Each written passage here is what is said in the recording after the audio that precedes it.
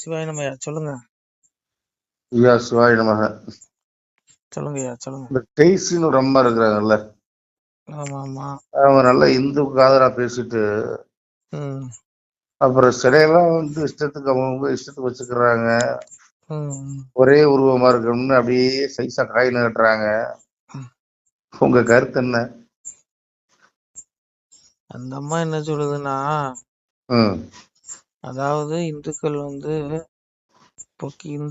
இந்து மதத்துல மன்னர்கள், வீரர்கள் அப்படி இப்படின்னு நிறைய பேசியிருக்காங்க. என்ன ஒரு பிரச்சனைன்னா, இவங்க யார பார்த்தாலும் சிலையை வச்சு வணங்கிறாங்க. அரசியல் கட்சி தலைவர்களை பொறுத்தவரை எல்லாம் அப்படியே சொல்லியிருக்காங்க. ஏக இறைவன், அதாவது ஒருத்தன் தான் இறைவன் அப்படிங்கிற மாதிரி சொல்லியிருக்கு. அந்த அம்மாவுடைய கருத்து, இந்துக்கள் நம்ம பல விதமா வணங்குறாங்க அப்படிங்கிற மாதிரி அந்த அம்மா ஒரு இதை சொல்லுதுன்னு வச்சுக்கோங்களேன். அதாவது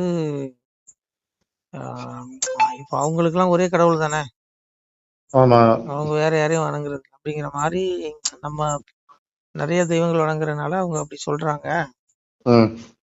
ஆனா அவங்க ஒண்ணு புரிஞ்சுக்கணும், அதாவது இந்துக்களுக்கும் ஒரே தெய்வம் தான். ஏன்னா ஏகம் ஒருபரமானதும் இம்மன்ற வாயுவில் சக்தி வளைந்ததும் சக்தியில் சிவம் தோன்றியும் சிவத்தில் சக்தி தோன்றியும் ருத்ரர் மகேஸ்வரர் அண்டபிண்டம் தோன்றியும் அதுக்கப்புறம் தான் அசுரம் உருவாகுறான். அப்புறம் தான் அந்த அசுர கூட்டங்கள் வருது. அப்போ ஏகம் ஒருபுறம், ஏகம்னா அனைத்தும் ஒரு பரமாத்மா. அந்த ஏகம்னா அந்த உலகம் அனைத்துமே சிவ பரமாத்மாவிடம் இருந்து உண்டானது. புரியுதா உங்களுக்கு? ஏகம் ஒரு பரமானது. ஏகம்னா அனைத்தும் ஒரு பரமாத்மாவிடம் இருந்து உண்டானது. அததான் கீதையில எம்பெருமான் தெளிவா சொல்றாரு. மண்ணென்றும் காற்றென்றும் நீரென்றும் நெருப்பென்றும் மனம் அறிவு அகங்காரம் என 8ஆக பிரிந்தது என்னுடைய இயற்கைங்கிறாரு. நான் ஒருத்தன் தான் கடவுளுங்கிறாரு சொல்றாருலா கீதையில. கீதையில் சொல்றாரு, ஏதமாம் பிரபத்தின் தாம்சதை பஜாமியகம் மம்ம வர்த்து மண்டலத்தை மனுஷியா பாரத சர்வசம்பர். அதாவது இந்த உலகத்தில் எந்த மனிதர்கள் என்னை எவ்விதம் வழிபடுகிறார்களோ நானும் அவர்களை அதற்கேற்பவே அணுகுகிறேன், அருள் புரிகிறேன். ஏனெனில் உலகில் எல்லா மனிதர்களும் பல்வேறு விதங்களிலும் என்னையே வழிபடுகிறார்கள். என்ன சொல்றாரு சாமி? இந்த உலகத்துல இருக்க மனுஷன், நீங்க இந்தியா மட்டும் கிடையாது, உலகம் முழுதும் எடுத்துக்கோங்க. உலகத்துல உள்ள மனிதர்கள் அனைவருமே ஒவ்வொரு விதங்களிலும் என்னையே வணங்குறாங்கிறாரு. அவன் எப்படி வணங்குறாலும் நான் தான் கடவுளுங்காரு. இப்ப அந்த அம்மா எங்க போய் என்ன சொல்லுவாங்க, என்ன சொல்றாங்க? ஒரே இறைவன் சொல்றாங்கல்ல, அந்த ஒரே இறைவன் தான் சொல்றான். எங்களுக்கும் இந்துக்களுக்கும் ஒரே இறைவன் தான். நாம பலவா வணங்குறோம். கீதையில் சாமி தெளிவா சொல்றாரு, சேனாதிபதிகள் நான் முருகன்காரு, நீர்நிலைகளில் நான் சமுத்திரம், பறவைகளில் கருடன்காரு. அப்போ நல்லா புரிஞ்சுக்கோங்க, சேனாதிபதியில் நான் முருகன். அப்ப முருகனும் பரமாத்மா கிருஷ்ணனும் ஒருத்தன் தான். அது முந்தைய அவதாரம். அதுக்கு பின்பு ராமன். முருகனுக்கு அப்புறம் ராமனா வராரு சாமி. அப்போ மாயாண்டில இருந்து எடுத்துக்க அத்தனையுமே சிவ பரமாத்மாவிட்ட இருந்தா வர்றாங்க. எல்லாம் ஆதி சிவன் தான் எல்லாமே. உலகத்துல நான் இல்லாம கடவுளே இல்லைங்காரு சாமி. நான் தான்ப்பா கடவுள், நான் இல்லாம இந்த உலகத்துல ஒண்ணு இல்லை. ஈஸ்வரன், அந்த ஈஸ்வர சர்வ பூதானாம் ஹிருதயங்காரு. சிவபெருமானாகிய நான் எல்லா கீதையில தெளிவா சொல்றாரு, ஈஸ்வரனாகிய நான் எல்லா உயிரினங்களையும் இதை திரும்பியிருக்கிறேன். எல்லா ஆடு மாடு புழு கண்ணுக்கு தெரியாத உயிரினங்கள் எடுத்துக்கோங்க, எல்லா ஜீவராசியத்திலும் யாரு இருக்கா? யாரு இருக்கா?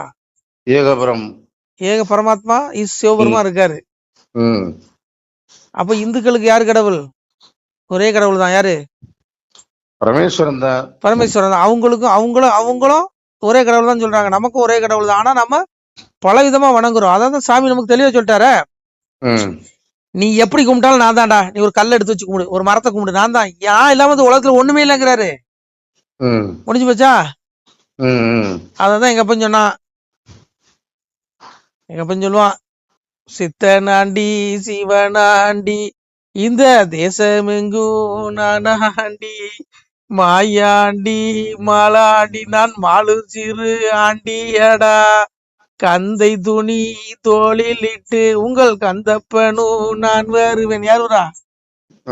சிவபெருமான் என்ன சொல்றாரு? கந்தை துணி கந்தப்பனு நான். கந்தப்பனு சிவன் தான். முருகன். அடுத்தால சொல்றாரு உங்கள் குல தெய்வம் என்று. என்ன சொல்றாரு? உங்கள் குல தெய்வம் என்று என்னை உபசரிப்பார் யாரும் இல்லை, காரண தெய்வம் என்று எனக்கு கடன் செலுத்த யாரும் இல்லை, ஏவல் செய்யும் பிசாசாலே என் மக்கா இடழிந்து போனீர்களே, மகாலிங்கம் சொக்கலிங்கம் மாயமுத்து ஜோதிலிங்கம் ஒரு முத்து ஏக முத்து இந்த உலகம் எங்கும் பெருத்த முத்து. எங்கு முத்தா இருக்கேங்க? எங்கு சிவலிங்கம் தான். உங்கள் குல தெய்வம் என்று என்னை உபசரிப்பார் யாரு இல்லைங்க. டே, உன் குல தெய்வமே நான் தாண்டா, உன் உண்டாக்கவே நான் தாண்டாக்காரு. ஆனா அவரை விட்டுட்டு எது எது வணங்குறான் மனுஷன். வணங்குறானா? பதவிக்காக சின்ன பையன் காலில் போய் விழுந்துடுறான் சாட்சாங்கமா. அதான் உங்கள் குல தெய்வம் என்று உபசரிப்பார் யாரும் இல்லைங்காரு. காரண தெய்வம் என்று எனக்கு கடன் செலுத்த யாரும் இல்லை, ஏவல் செய்யும் பிசாசால என் மக்கா ஈடழிந்து போனீங்களே, மகாலிங்கம் சொக்கலிங்கம் மாயமுத்து ஜோதிலிங்கங்காரு எங்க அப்பன். சிவபரம்பொருளை விட்டுட்டு என்னென்னலாமோ கும்பிடுறான். அததான் சாமி சொன்னாரு, நந்தன் நான் என்பான், நாரணர்கோன் ராமன் என்பான், முன்னுதித்த சுவாமிகளுக்கு பின் உதித்து வந்தேன் என்பான், கனலில் இருப்பேன் என்பான், கடலில் நடப்பேன் என்பான். இப்பெல்லாம் சொல்லுவான் நான் தான் பரமாத்மாவோட அவதாரம் சொல்லுவான். அதையும் நம்பி என்ன பண்ணுவாங்களா அந்த மக்கள், அறியாத மக்கள், அவனுடைய அந்த அவர்களுடைய போட்டோவை கையில வச்சுக்கிட்டு என்ன பண்ணுவான், வணங்குவானா வீடுகள்ல. வணங்குறானா? பரமாத்மா விட்டுட்டான். அதனால அப்படிதான் இருக்கும். அப்போ அப்போ மனுஷன் இவன் என்ன பண்றான், சிவத்தை விட்டுட்டான், எது எதெல்லாமோ கும்பிடுறான். சிவத்தை தவிர மத்ததெல்லாம் கும்பிடுறேன்.